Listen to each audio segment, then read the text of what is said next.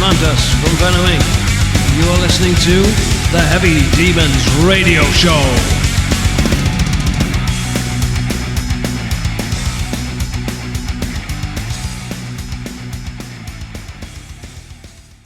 How is life in Portugal in comparison with life in the UK? that is a deadly question they'll ask me. I know. Oh God. I mean, I absolutely, I love living here in Portugal. Portugal is my home now. The people, obviously the weather, just everything is so calm and tranquil. And, you know, we live in a small village, which is essentially in the middle of a forest. And that's what we are here in central Portugal, where we are. Because when we decided to move, we thought we'd go to real Portugal. You know, we used to vacation in the Algarve, but, you know, the Algarve it's beautiful, but, you know, lots of tourists and things. So we thought, if we're going to come to Portugal, let's go to real Portugal. So we ended up in an area called Santarém, which is right in the middle of Portugal. And our nearest town is called Tomar, and that is the Templar city. It's got a wonderful castle there, an old monastery, and it's a very historical city. It's beautiful, very rich in history as well, the Templar history.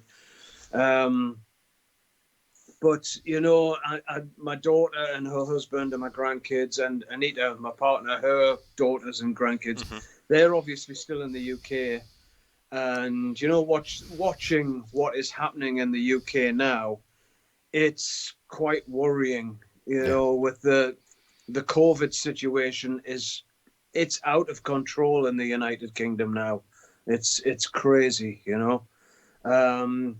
And, you know, the United Kingdom, especially, you know, certain elements of the youth, and maybe not even the youth, maybe, you know, young adults, but not all, but certain elements have got that rebellious aspect to them where it's like, you know, you're not going to tell me what to do. I'm sure this happens in every country, but,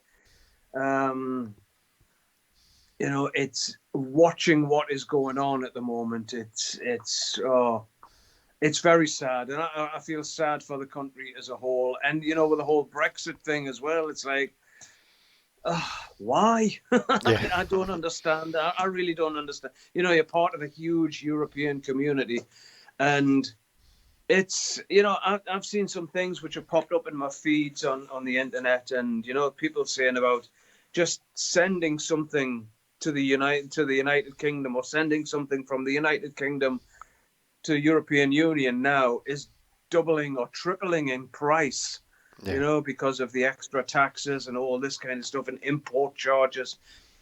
And, do you know, when I started touring in the early 80s, we used to have to take with us a thing called a carnet, which was literally, it was a documentation of every piece of equipment that we had, that we took on the road. And that applied to merchandise, everything. If it was merchandise, you had a specific form, and then you had to fill in everything that was sold, obviously.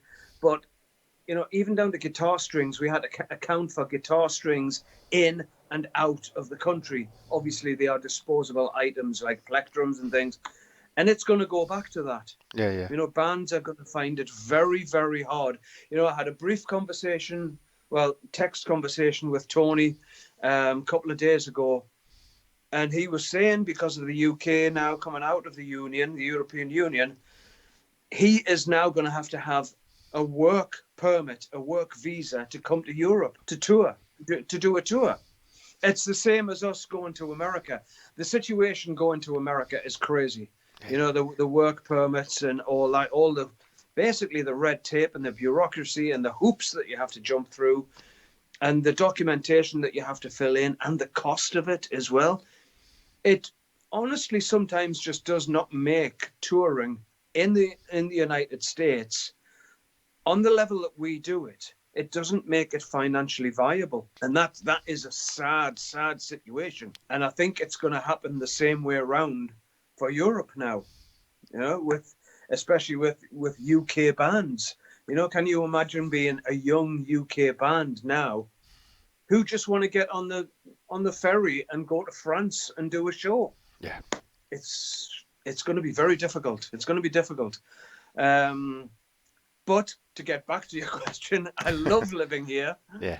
And like I say, it is a little bit sad to sort of feel this way about the country that you were born in. You know, I'm a born Englishman. You know, I'm a Geordie. I'm a Newcastle boy through and through. You know, but I now honestly feel that Portugal and where I am here in the Santarém area, this is my home, and I love it, and I'll never leave. You know, Yeah, yeah. I mean, we are now waiting for.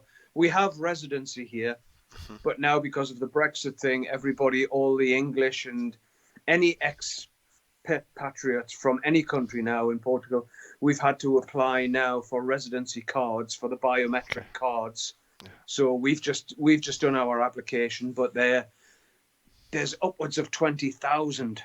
You know, and so we are just waiting for an email to go into the local council, have our interview, and then get the card. You know, but it states on my documentation that I am a member of the European Union within Portugal.